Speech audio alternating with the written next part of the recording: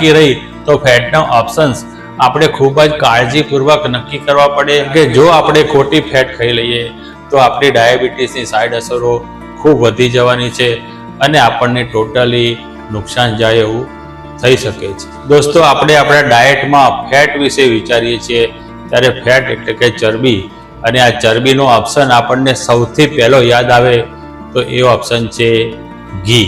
જ્યાં દોસ્તો ઘી વિશે ડાયાબિટીક પેશન્ટોમાં અનેક પ્રશ્નો હોય છે। ઘી ખવાય કે ના ખવાય, ઘી ખવાય તો કયું ખવાય, ઘીના ફાયદા થાય તો શું થાય, અને જો ઘીના નુકસાન થતા હોય તો એ શું થઈ શકે છે, જો ઘી ખવાતું હોય તો કેટલું ખાવું અને કેવી રીતે ખાવું। દોસ્તો, ડાયાબિટીસમાં ઘી ખવાય કે ના ખવાય એ પ્રશ્નની સાથે સાથે એક બીજો પ્રશ્ન પણ છે કે ડાયાબિટીસમાં ગાયનું ઘી સારું કે ભેંસનું ઘી સારું। દોસ્તો, આજના વિડીયોમાં આપણે આ તમામ પ્રશ્નોના ઉત્તર આપવાના છીએ અને સાથે જોઈશું કે દેશ વિદેશની સારી સારી સંસ્થાઓએ જે અભ્યાસ કર્યો છે, રિસર્ચ કર્યા છે, આ રિસર્ચ, આ સાયન્ટિફિક રિસર્ચ આપણને શું જણાવે છે। દોસ્તો, સાયન્ટિફિક રિસર્ચની વાત કરીએ તો general of clinical and diagnosis research India, American diabetic association અને ICMR એટલે કે Indian council of medical research, આ બધાએ ઘી ઉપર રિસર્ચ કરેલા છે અને આપણે આપણા વિડીયોની અંદર આ રિસર્ચોને વણી લઈશું। તો ક્યાંય જશો નહીં, મારી સાથે જોડાયેલા રહો। હું છું દીપ્તેશ અને તમે જોવાનું શરૂ કરી દીધું છે હેલ્થ કેમ્પસ। દોસ્તો, આપણે ફાયદા અને નુકસાન બંનેનો અભ્યાસ કરીને જ નક્કી કરી શકીએ કે ઘી ડાયાબિટીસમાં સારું કે ખરાબ। તો ચાલો દોસ્તો શરૂ કરીએ। દોસ્તો, ઘીના ફાયદા ડાયાબિટીસમાં જોઈએ તો ઘી આપણી ઇન્સ્યુલિન સેન્સિટિવિટી સારી કરે છે, કારણ કે ઘીની અંદર ઓમેગા 3 ફેટી એસિડ અને બ્યુટીરેટિક એસિડ હોય છે। આ બંને વસ્તુ આપણું પાચન પણ સારું કરે છે અને સાથે સાથે પાચન સારું થવાથી આપણું ઇન્સ્યુલિન સેન્સિટિવિટી પણ સારી થાય છે। દોસ્તો, બીજું, ઘી આપણા કોઈ પણ ફૂડની ગ્લાયસેમિક વેલ્યુ ઓછી કરવાનું કામ કરે છે। જ્યાં દોસ્તો જ્યારે તમે વધારે કાર્બોહાઈડ્રેટ્સવાળી વસ્તુઓ, દાખલા તરીકે રોટલી કે ભાત ખાતા હોય અને એની સાથે તમે જ્યારે ઘી એડ કરો તો એની ગ્લાયસેમિક ઇન્ડેક્સ ઘી ઓછી લાવવાનું કામ કરે છે। દોસ્તો, પણ આની સાથે સામે નુકસાન શું થઈ શકે છે એનું કન્સિડરેશન પણ આપણે રાખવું જોઈએ, કારણ કે હાઈ કાર્બોહાઈડ્રેટ્સવાળી રોટલી કે ભાત આપણે અવોઇડ જ કરી શકીએ તો વધારે સારું, અને જો તમે અવોઇડ ના કરો અને એને લો જીઆઈ કરવા માટે ઘી લો તો અલ્ટિમેટલી એની અંદર ફાયદા કરતાં નુકસાન વધારે થઈ શકે। દોસ્તો, આપણે રોટલીને ડાયાબિટીક ફ્રેન્ડલી કેવી રીતે બનાવવી એનો એક વિડીયો રજૂ કરેલો છે, એની લિંક હું અહીંયા મૂકીશ, એટલે તમારે રોટલીની સાથે વધારે પડતું ઘી ના લેવું પડે। અને આપણે રાઈસ ઓપ્શનનો વિડીયો પણ તમને આપેલો છે, એટલે તમારે પોલિશ કરેલા રાઈસ ના ખાવા પડે અને એને બેલેન્સ કરવા માટે અંદર ઘી વધારે પડતું ના ઉમેરવું પડે। તો એ રાઈસનો વિડીયો પણ, એની લિંક તમને મળી જશે ડિસ્ક્રિપ્શનમાં, તમે ત્યાંથી જોઈ લેજો। દોસ્તો, ઘીના ફાયદાની વાત કરીએ તો ઘી એકદમ ઓછા પ્રમાણમાં જો તમે લેતા હોય તો એ હૃદય માટે સારું કામ કરે છે। એની સાથે સાથે ઘીની અંદરથી આપણને બ્યુટીરિક એસિડ મળે છે અને આ એસિડ આપણું પાચન સારું કરીને આપણી ઇમ્યુનિટી વધારે છે, એટલે શરદી, સળેખમ જેવા ઇન્ફેક્શન સામે જો તમે સીમિત માત્રામાં ઘી લેતા હોય તો એ ફાયદાકારક થઈ શકે। દોસ્તો, આ હતા ઘીના થોડા ફાયદા, પરંતુ એની સામે નુકસાન કેટલું છે એ પણ આપણે જોવું પડે, અને ફાયદા અને નુકસાનનું તુલનાત્મક અભ્યાસ કરવો હોય તો ઘીને એક આપણે ફેટ તરીકે જોવી પડે, ચરબી તરીકે જોવી પડે, અને ઘીની અંદર ચરબીમાં કઈ કઈ ચરબીઓ આપણને કેટલી કેટલી મળે છે અને ચરબીની સાથે સાથે આપણને બીજું કયું પોષણ મળે છે, કયા ન્યુટ્રિયન્ટ આપણને મળે છે એ પણ જોવું પડે। દોસ્તો, ઘી એટલે ટોટલ ચરબી છે, ટોટલ કેલરી ડેન્સ વસ્તુ છે, અને આ ચરબીની અંદર અલગ અલગ બીજી કઈ ફેટ્સ આપણને મળે છે, saturated fats, poly unsaturated fats, mono unsaturated fats, trans fat, આ બધી ફેટ ભેગી થઈને એક ફેટ એટલે કે એક ફેટવાળો પદાર્થ બનતો હોય છે। તો આપણે જોઈએ કે ઘીની અંદર કેવી રીતે આ બધા તત્વો સમાયેલા છે। દોસ્તો, મારી પાસે પરફેક્ટ લિસ્ટ છે અને હું તમને પરફેક્ટ આંકડા આપું છું કે ઘીની અંદર આપણને કઈ કઈ ચરબી મળે છે. દોસ્તો, સેચ્યુરેટેડ ફેટ્સ ઘીની અંદર લગભગ 60% હોય છે. મોનો અનસેચ્યુરેટેડ ફેટ લગભગ 30% હોય છે. પોલી અનસેચ્યુરેટેડ ફેટ 4% હોય છે. ટ્રાન્સ ફેટ ઘીમાં ઓછું હોય છે, 1% કરતાં પણ ઓછું હોય છે. એની સાથે સાથે કોલેસ્ટ્રોલ હોય છે ઘીમાં, અને એની સાથે સાથે ઘીમાંથી આપણને ફેટ સોલ્યુબલ વિટામિન્સ સારી માત્રામાં મળે છે. Vitamin A, vitamin D, vitamin E અને વિટામિન કે આપણને ઘીમાંથી સારી માત્રામાં મળતું હોય છે. દોસ્તો, ઘીની અંદરથી બીટા કેરોટીનનું રૂપાંતર વિટામિન એમાં થાય. વિટામિન એ આપણી આંખો માટે અને આપણી ઇમ્યુન સિસ્ટમ માટે ખૂબ સારું હોય છે. સાથે સાથે વિટામિન ડી હોય છે. એ વિટામિન ડી આપણા હાડકાની મજબૂતી માટે ખૂબ જ સારી વસ્તુ છે અને આપણી રોગ પ્રતિકારક શક્તિ માટે પણ ખૂબ જ સારી વસ્તુ છે.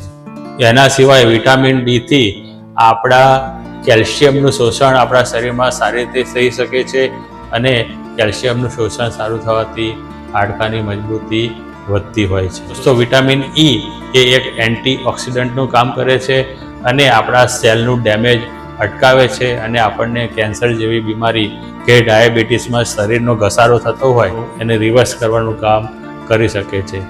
વિટામિન કે આપણા લોહીનું બંધારણ નક્કી કરે છે અને સાથે સાથે આપણા હાડકાની હેલ્થ પણ સારી કરે છે. ઘીનું આવું ચરબીનું બંધારણ ઘીનો સ્મોક પોઈન્ટ ઊંચો લાવે છે અને ઘીનો સ્મોક પોઈન્ટ લગભગ 250 ડિગ્રી સેલ્સિયસ હોવાથી ઘી વઘારમાં અને તળવા માટે જો વાપરીએ તો ઓછા સ્મોક પોઈન્ટવાળા તેલ કરતાં ઘી સારું રહે છે. દોસ્તો, એના સિવાય ઘીના આ ચરબીના બંધારણની અંદર શોર્ટ ચેન અને મીડિયમ ચેનવાળા ફેટી એસિડ હોય છે અને આ ફેટી એસિડ દાખલા તરીકે બ્યુટીરિક એસિડ, ઓમેગા-3 ફેટી એસિડ આ એન્ટી ઇન્ફ્લેમેટરીનું કામ કરે છે અને સાથે સાથે આપણી ગટ હેલ્થ એટલે કે આપણી પાચન ક્ષમતા વધારે છે, આપણું બાઉલ મૂવમેન્ટ સારું કરે છે, સાથે સાથે આપણી બાઇલ પ્રોડક્શન વધારીને આપણું પાચન સુદૃઢ કરવામાં મદદ કરે છે. દોસ્તો, આપણે જોયું કે ઘીની અંદર લગભગ 60%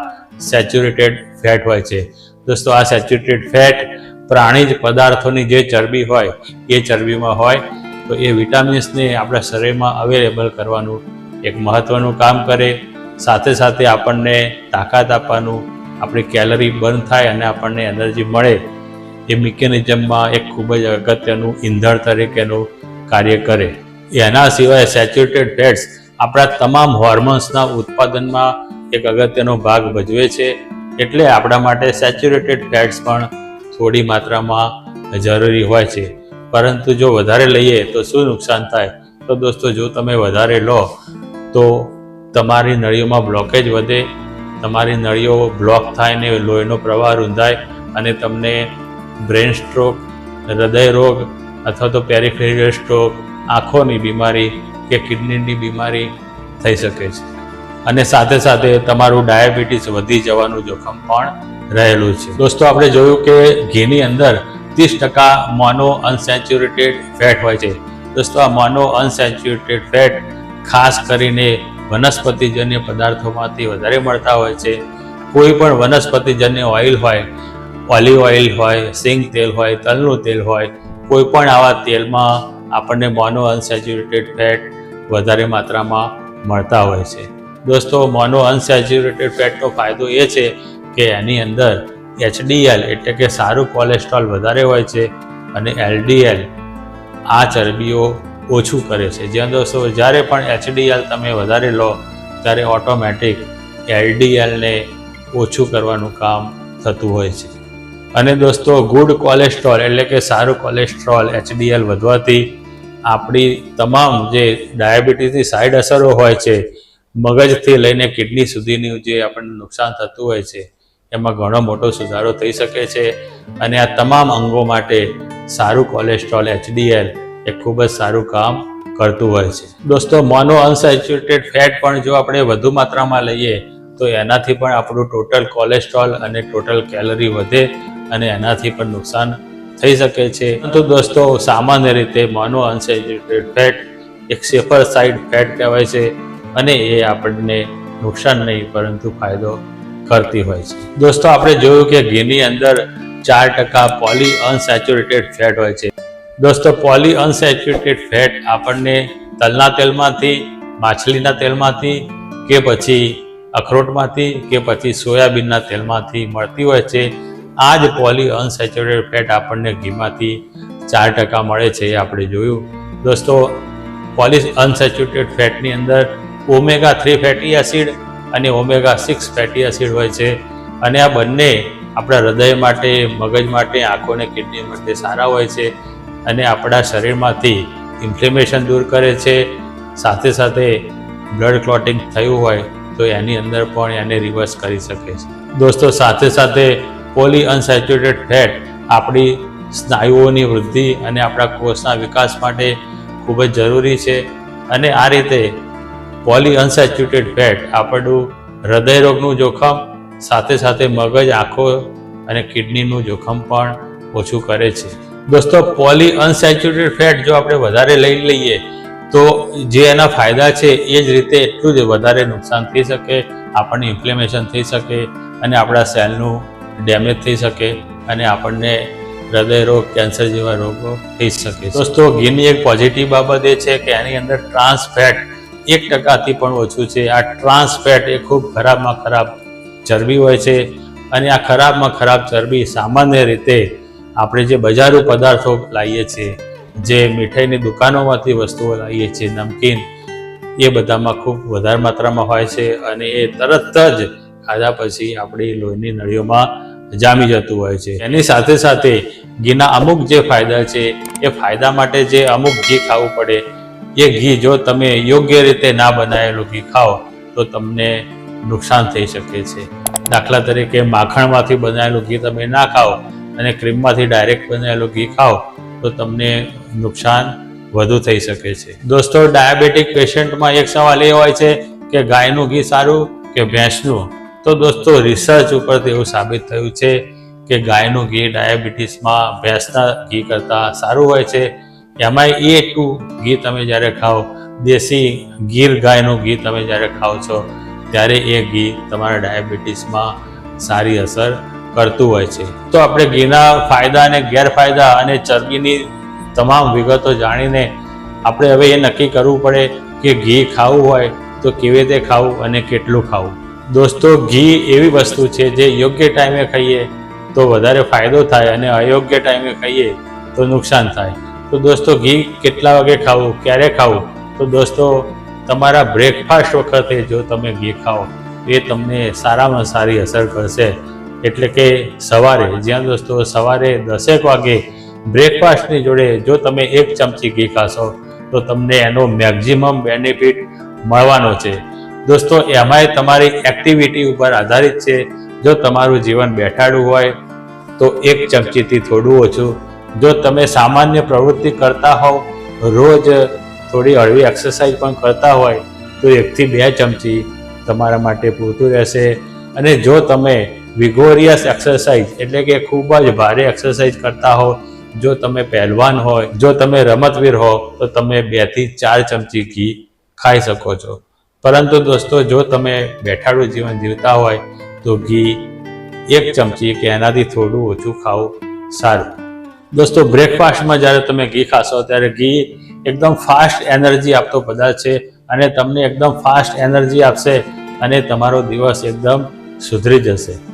દોસ્તો, એના સિવાય લંચ વખતે રોટલી ઉપર ઘી લગાવવાનું ભૂલતા નહીં, પરંતુ એ ખૂબ જ થોડી માત્રામાં. દોસ્તો, જો તમે તમારા દિવસનું ટોટલ ઇન્ટેક કંટ્રોલ કરતા હોય અને જો સવારે તમે જે ઘી ખાવાના હોય એમાંથી થોડો ભાગ પાડીને એ જ ઘીનો વઘાર કરશો તો એ પણ સારું રહેશે, કારણ કે ઘીનો સ્મોક પોઈન્ટ ઓછો હોય છે. એટલે ઘીનો વઘાર તમારા શાકભાજી માટે ખૂબ જ સારો અને ખૂબ જ ઉત્તમ રહેવાનો છે. દોસ્તો, મેં તમને જણાવ્યું હતું કે આપણે સારી સારી સંસ્થાઓના રિસર્ચ તમને જણાવીશું. તો દોસ્તો, હું તમને સારી સંસ્થાઓએ શું રિસર્ચ કર્યા છે ઘી ઉપર એના તારણો જણાવું છું. દોસ્તો, આપણે journal of clinical and diagnostic research India મુજબ જોઈએ તો બ્યુટેરિક એસિડ જે ઘીમાં રહેલું હોય છે એ તમારું આંતરિક પાચન સુધારે છે અને સાથે સાથે ઇન્સ્યુલિન સેન્સિટિવિટી પણ વધારે છે. દોસ્તો, અમેરિકન ડાયાબિટીક એસોસિએશનનું આપણે જો માનીએ તો એમનું એવું માનવું છે કે સેચ્યુરેટેડ ફેટ્સ યોગ્ય સમયે અને યોગ્ય માત્રામાં અને યોગ્ય સ્ત્રોતથી આવે તો એ ડાયાબિટીસમાં ફાયદો કરતું હોય છે, અને આ યોગ્ય સ્ત્રોત ઘી હોઈ શકે છે. દોસ્તો, ઇન્ડિયન કાઉન્સિલ ઓફ મેડિકલ રિસર્ચનું માનવું છે કે ઘી તમારી ટોટલ જો ડેલી રિક્વાયરમેન્ટની જે ફેટ હોય એ ફેટના એક ભાગ તરીકે જ્યારે તમે લો ત્યારે ઘી તમને ડાયાબિટીસમાં ફાયદો કરતું હોય છે. તો દોસ્તો, ડાયાબિટીસમાં ઘી સારું છે, પરંતુ યોગ્ય માત્રામાં, યોગ્ય સમયે અને યોગ્ય પદાર્થોની સાથે સંતુલિત માત્રામાં કરીને જ ખાવું જોઈએ, અને તો જ ફાયદો થવાનો છે.